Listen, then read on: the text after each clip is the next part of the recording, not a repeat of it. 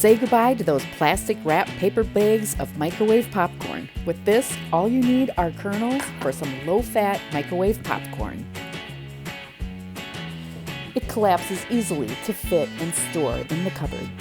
I'll post the product links below.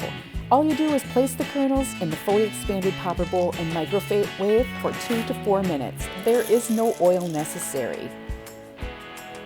This makes about 9.5 cups of popcorn. It's the perfect amount for 2 people. And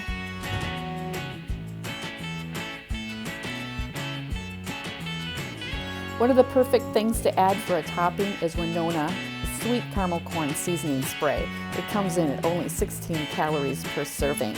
They also make a movie-style theater style butter spray. Just spray either of those on and sprinkle either with salt, cinnamon, garlic, herbs, whatever you'd like for another low-calorie addition. It's really good. If you're looking for any of the products, I do have links for more information on them below.